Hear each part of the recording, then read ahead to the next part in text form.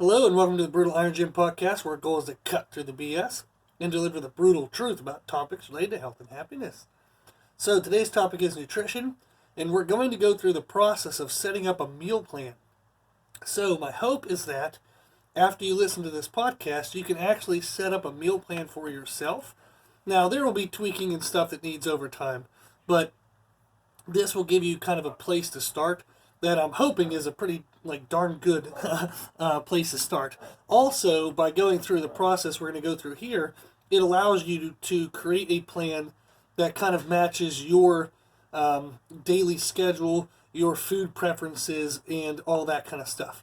So this is hopefully a very personalized way to set up a meal plan that'll get you started and get you going. So one of the services we provide that helps us pay for the gym and this podcast is doing nutrition plans for people. So, I'm not trying to put myself out of business, but often people can kind of get the basics done themselves. They can get progress made and feel really good and happy. And then eventually they might hit into kind of a plateau, or maybe they want to get a specific goal of maybe competing in a aesthetic competition or a performance-based competition, or they want to kind of really dial in their diet before a vacation. Maybe they're going to go on a boat cruise and they want to look good in their bikini. If it's a female, well, I guess males could wear bikinis too, but so look good in your swimsuit. It's just whenever, I think my best usage in terms of a nutritionist for you is to either set up special case scenarios when people have medical issues, or to help you over plateaus or in certain goals. But you shouldn't have to pay just to be a general healthy, happy life. So that's what I want to give you in this podcast is how do you do that? How do you do the first part on your own? So I'm going to blitz through everything. So I would suggest getting a piece of paper or pen and finding a pause button. So if I run across anything detailed, you can hit pause and write it down. Now, also, I have an outline of what I'm going to be saying throughout this. So if you would like that outline, just shoot us an email at brutalirongym@gmail.com and I'll send it to you. It's not super detailed, but it does have everything here that I'm going to be discussing. So, first of all, if you want to know why I set up the meal plans the way I do, podcast number 41 titled Diet Right, What Matters Most. That tells you the most important components of a diet, what gives you the biggest bang for your buck in terms of where you should put your effort to get the most results for that effort. Then we have podcast 153 that discusses how many calories you should have per day. We have podcast 33, which discusses how much protein you should have. We have podcast 249, which discusses meal timing. And we have podcast 216 for protein quality, like macronutrient quality. We have podcast 21 for carbohydrate macronutrient quality. And podcast 29 for fat macronutrient quality. So, those are all the individual podcasts that are going to kind of sum up together in what we're doing today. So, if I talk about a certain thing about okay, do this and this and this for your protein, and you're like, why is he doing that? Go listen to those individual podcasts, and that'll have the more detailed answer. So, today is just kind of getting you set up and running with it. If you want to know the whys, like the details of each step, you got to listen to those individual podcasts, okay? Now you're probably like, shit, I wish I would have wrote those down. So just hit the 30-second rewind button on your podcast player, and you'll hear me go back through those again, okay? So you can also use the search function on most podcasts. I know that's not also always true of everyone, but on most of them, there's a search function you can use on the podcast homepage. So our Brutal Iron Gym homepage, for that podcast app or whatever, you can use a search function and find it. You can also Google search. So, say you want to know about protein, you would type Brutal Iron Gym podcast protein in Google, and it'll probably come up, okay? So, first thing we do is we set up meal timing. And the reason why we start here is because we need to know when to eat. And when you eat versus when I eat versus when your neighbor eats is all going to be very different. So we have to find out not only what we're going to eat, but it's more important to find out when are we going to eat it first. The reason why is you can have the perfect diet in the world, but if it tells you to eat a meal at 9 a.m. and you always have business meetings at 9 a.m., you're screwed. Okay? So it doesn't matter how perfect a diet is, if it doesn't fit your lifestyle, it is not going to be the perfect diet for you. Okay? there is no one-size-fits-all perfect diet. If there were, why the hell would there be 4 million diet variations out there and a bunch of companies that like all tout that they have, the secret? So I will tell you the secret to dieting. There is no damn secret. Okay, you just have to eat like a normal human. Well, maybe not normal. You have to eat intelligently, and you have to do it consistently over time. That's it. That's the secret, which isn't really a secret. That's how life works. So just do smart things, do them more often than you do the dumb things, and life seems to go okay. So that's the first thing we do is we find out when are we going to eat. So we're skipping a lot of stuff, like I said, about like the first piece of advice I'm going to give you is to eat within 1 hour of being awake. Now, why? I can't go through every step that we're taking here and give you all the whys. I'll never get through this damn podcast. But you'll just have to trust me on some things, okay? So, again, podcast 249, meal timing, will help you discuss why we should eat our first meal within 1 hour of waking, okay? So you got to go to those individual podcasts if you want to figure out why we're doing some of these details. So the first meal should be within 1 hour of waking. If you say, oh, I can't eat food that early, then drink calories. Oh, if I drink calories, I pee a lot. Then eat food. I don't give a shit. Just figure out a way to put calories in your face within 1 hour of waking up, okay? So you might be a special snowflake, and you might have special cases of what you got to do. Now, I'm sounding like a sarcastic jackass. But there are times where people have to kind of modify things. So if someone is taking like a thyroid medication, for example, they have to wake up, take that medication, and they may not be able to eat within the first hour. Okay, well then eat as soon as you possibly freaking can. So once, like if you have to wait 60 minutes, at 61 minute, start shoving food in your face. Okay? So just work within it the best you can for what your life situation is. Now, if we say eat within 1 hour of waking and you wake up at 6 o'clock and you don't eat till noon, you're not trying hard. Okay? Get this as close as you can to correct. Don't rely on bullshit excuses. Okay? So just make shit work as best as you can. So, the first meal should be with 1 hour of waking. The rest of your meals should be about every 3 to 5 hours throughout the day. Now, is that sometimes going to be 3? Is it sometimes going to be 5? Is it sometimes accidentally going to be 6 or 7? Sure, life happens. You might miss a meal here or there. You might have to stretch certain things out because of certain schedules. So your goal is to get as close to these recommendations as possible. Okay? So what it typically looks like is you have a breakfast, some type of like mid-morning type meal. You have a lunch, some type of a mid-afternoon meal, and a supper. Now, if you get up at midnight because you have a crazy work schedule, okay, you still eat within 1 hour of waking, and you still eat every 3 to 5 hours. Okay? So it doesn't really matter what your day, the time of your day looks like. That's the meal schedule you want to have. Eat within 1 hour. The rest of the meal should be every 3 to 5 hours apart. So write that stuff down. Say, okay, on Monday, like Wednesday and Friday, I have the same schedules pretty much. So I'm going to wake up at this time, so I'll eat my first meal at this time. So you might write down that you're going to have breakfast at 7 o'clock in the morning. Then you're going to have your next meal at 10. The next meal is at 12:30. Maybe the next meal is at 3:30. Then the next meal is at 6 or 7 with the family. But write those times down. So the reason why is if they're written down, you will see them and you will try to get as close to that as you can. If you just say, oh, in general, I will eat around this time, you're going to miss it, okay?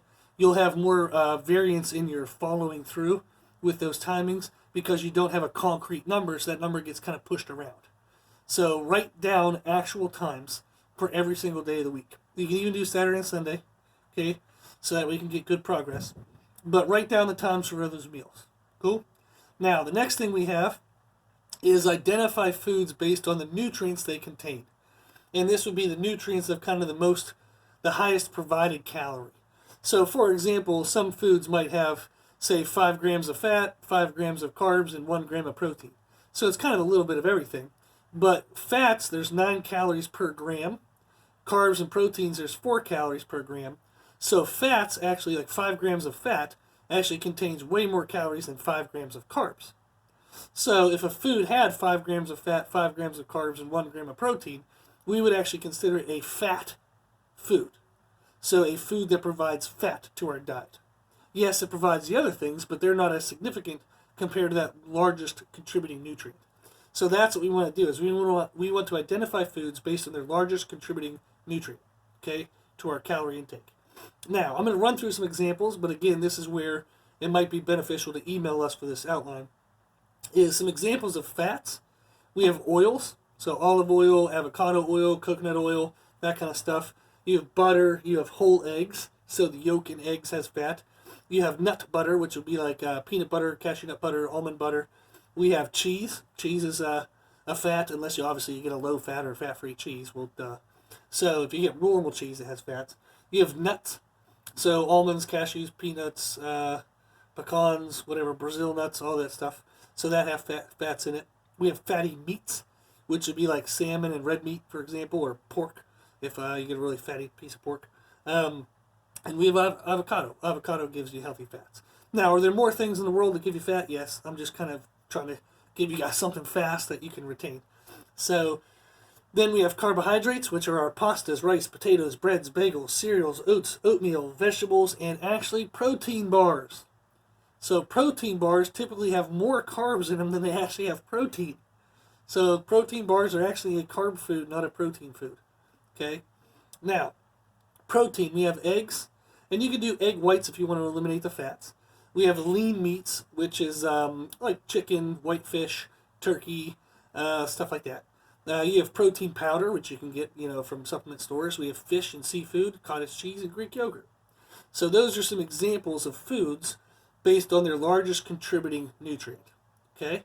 So out of that list, you would say, okay, I kind of like these ones, I don't like that one, so I'll cross that off. I like this thing, but I don't like that thing. So you go through and you kind of find the things that works best for you. Okay, what you would like in your diet, what you would actually enjoy eating. Okay? Now, so we have the meals that we plan to eat in terms of the timing of the day. Okay? So we have, like, say, a meal at 6, 9, 12, 3, and 6. So we know we have those times. Now we've identified foods that give us fats, carbs, or proteins. Now, the first step we want to do and figure out what foods to eat at what times is for every meal, for each of those meals we have throughout the day, we want to pick something that has protein in it. Okay? How much protein we'll get to here in a second. But for every meal, you want to address that there is something in that meal that is going to give you protein. So, for example, I've had people come in for nutrition consultations, and they'll say, oh, I'm eating a healthy breakfast. I'm having oatmeal and grapes. What? That's sugar and carbs. So you're having carbs and carbs with no protein, no healthy fats. You're just having carbs on carbs. That is not a good idea. Okay? Part of the reason why is we need protein to do awesome things in our body. So again, podcast 33 discusses what protein does in our body. But it helps build and repair our muscles, helps the health of our skin, our hair, our nails, regulates body temperature, helps regulate water retention. Does a whole bunch of stuff for us. So protein is freaking awesome. So if you think of a brick house, okay, the protein that we eat in our food is like the bricks of the house. You can't have a house without bricks. You can't have a body without protein. You got to eat protein. So they're not having any protein in that meal. Then they're having rather fast digesting carbohydrates. So if they're eating that meal at, say, 7 and they're not eating again till lunch, they're probably going to start feeling like shit around 9, 9:30, 10 o'clock. Because their body burned through what they ate and now it's sitting there empty, and you're still moving and grooving trying to do things. So it's like running a car on an empty gas tank. The body gets mad, gets grumpy, the stress hormones go up, our mood drops, we kind of just get into like a state of ugh, and then all of a sudden we eat lunch, we overeat, we overindulge. Our body saves that because it just had to go through a period of time without anything. So it saves any excess because it doesn't like the stress of being underfed. So it saves it as body fat. And then all of a sudden later on, we wonder how in the world I gained weight when I was only eating oatmeal and grapes. Well, it's because you weren't eating the right food. Okay? So every meal has to have protein in it. So now, this is, like I said, this is going to be some variance per person. Now, what if you're vegan or vegetarian? So you do not have to have animal proteins. Well, I hesitate to say that you don't have to have animal proteins to be healthy. There is a lot of still research going on to try to find out what is like healthy about eating animals and what's unhealthy about eating animals. And there's a lot of debate on that. So I want to avoid getting into that debate with people because I wouldn't want people telling me what to eat if I'm not asking you. So if I didn't ask you what I should eat, don't be telling me what to eat. Okay? So you're not asking me whether you should be a vegan or vegetarian, so do it. If you want to do it, do it. Okay? So if you want to avoid animal foods, totally fine. Just make sure you have your protein accounted for. And again, we're going to go through numbers here in a second. But that can be done with like protein pairing, like food pairing. So rice and black beans, for example, is a good way to get a complete protein. You have spinach and almonds tend to come together for a good complete protein. So you can just kind of Google search vegetarian complete proteins and like tofu and stuff like that, soybeans and stuff. You can throw stuff in that accounts for your protein. Now the difficult part is I've worked with vegans and vegetarians for health purposes, also to step on stage in aesthetic sports, and also for performance-based sports. So I have very well versed, like hundreds of clients who are vegans and vegetarians. So you have to be careful because a lot of your protein sources are going to come with carbohydrates attached to them. So you have to be careful about trying to get your protein count without having your carbohydrate count going sky high. Okay, so regardless whether you're vegan or vegetarian or whether you love meat and you're going to eat all the meat on the planet, you got to find out how to have protein at every meal, okay? The next thing you want to do is for each meal, plan to have either a carbohydrate food or a fat food, okay, at that meal. So you're going to pair a carbohydrate-based food with your protein, or you're going to pair a fat-based food with your protein. Now, you're going to depend, like which one you pick, depends on your activity level at that time. So we've gone through in past podcasts and discussed how there are two types of carbohydrates, simple and complex. Simple carbohydrates digest quickly, okay, within like 20 minutes or less kind of thing. Complex carbohydrates can take 2 to 3 hours. Then we have fats, and whether they're saturated or unsaturated, whether they're healthy or unhealthy, that's all debatable, okay, because you actually have to have some saturated fat in your diet for hormone health. So fats can take often like hours and hours and hours. So 3 to 8 to 12 hours to digest. So we think about, if we think of carbs and fats as our fuel sources, so that's putting gas in the gas tank. When do I want to use that gas? Okay?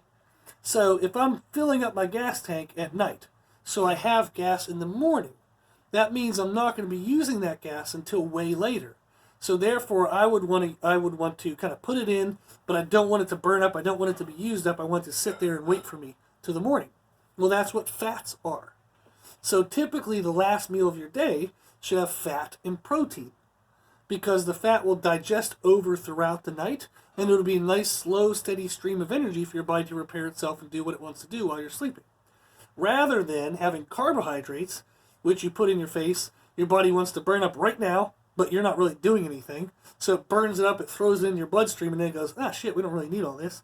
So it gets rid of some, it saves some, but then again, it's left without anything as you're going throughout the night because the carbs are already broken down and thrown into your bloodstream. So if we have an activity level that's high at the time of a meal, we want to have carbohydrates. If we have an activity level that's low at the time of a meal, we want to have fats. Okay? So maybe I get up in the morning, I'm gung-ho, I'm like go right away. So I'll have carbs at breakfast, I'll have carbs at my mid-morning, I'll have carbs at my lunch, maybe even carbs in my afternoon, and then I'll have fats at supper.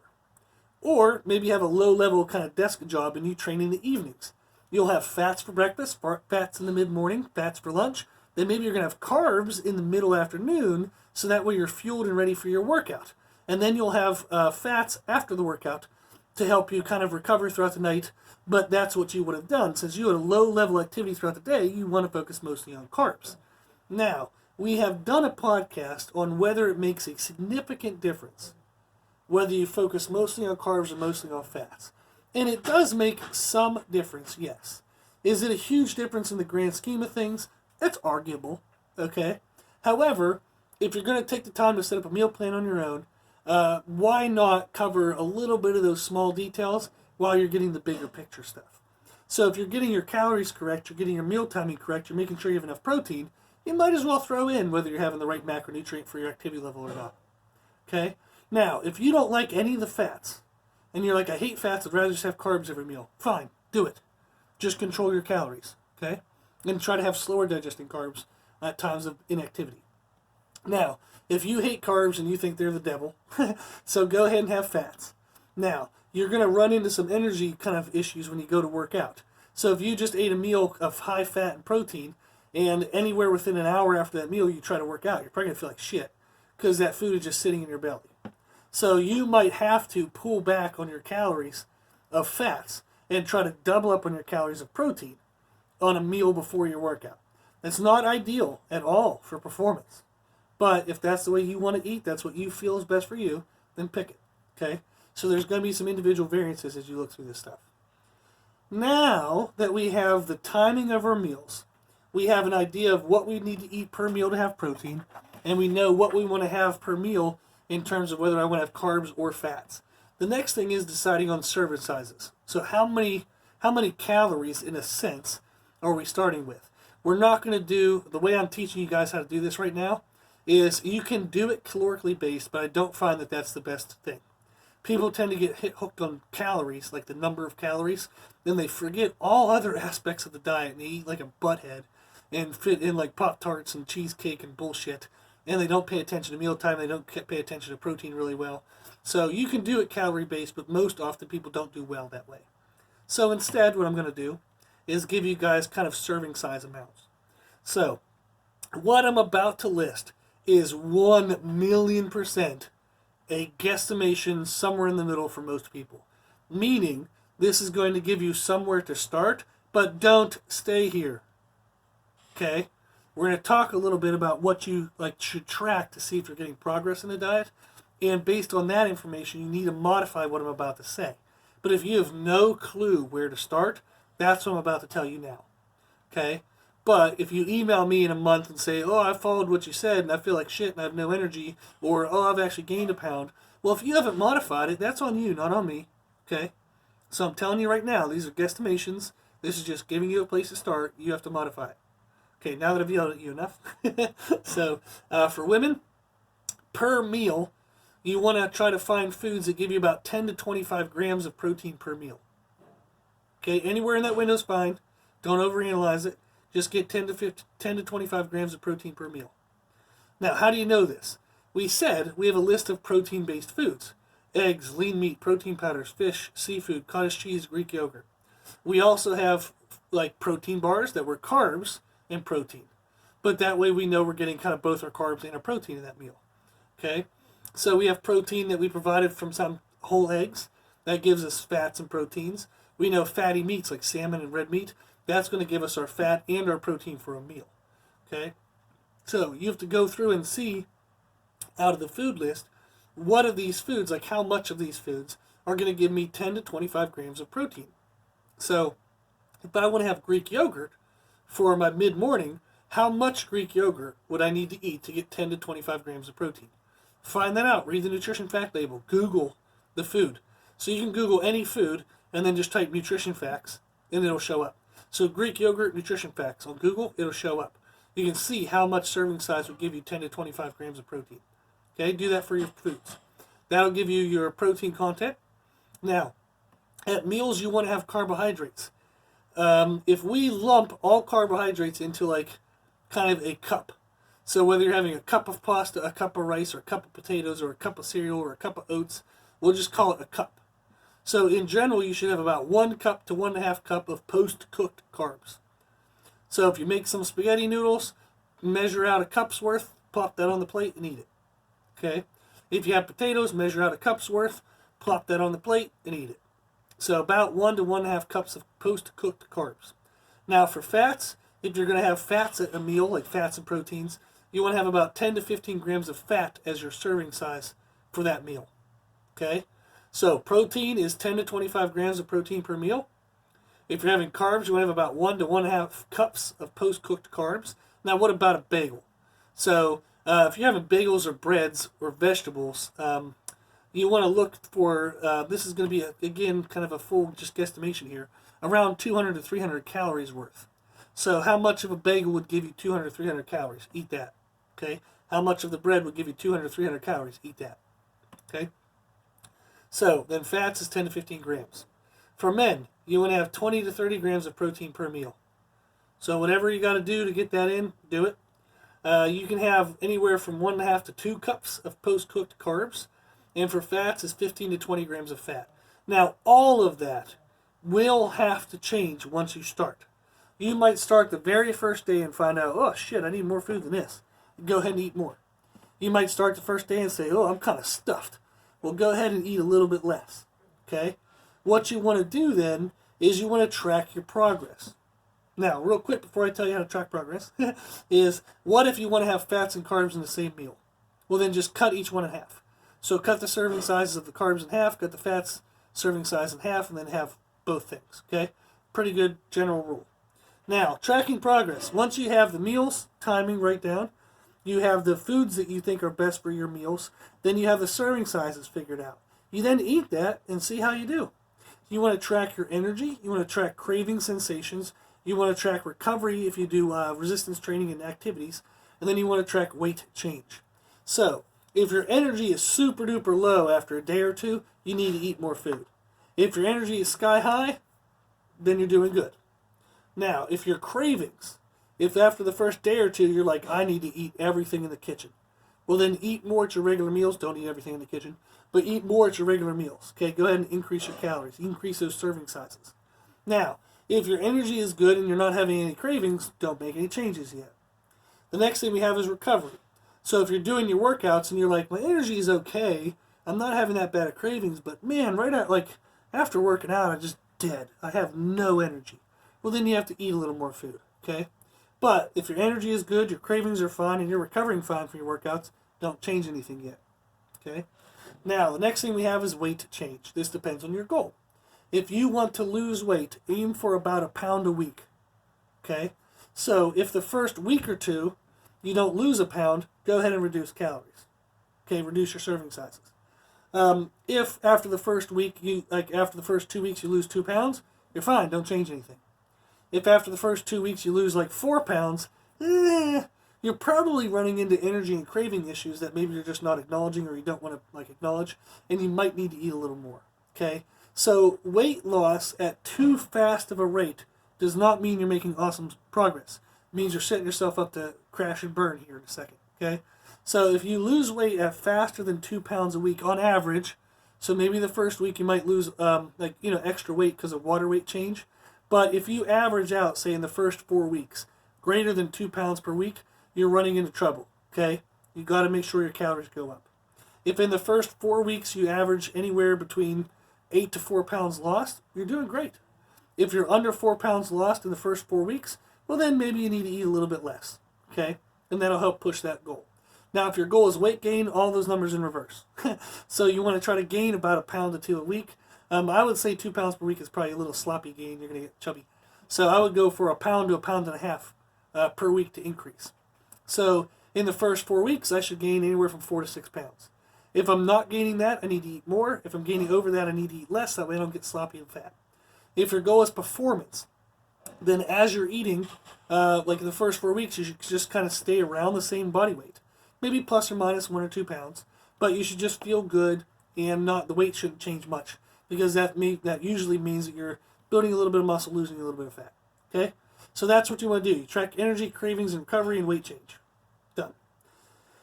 Okay, so now the first week, now you got everything ready. So give it a try. The first week, make some small changes as you need to make sure your adherence level can be high. And you can follow everything you have written.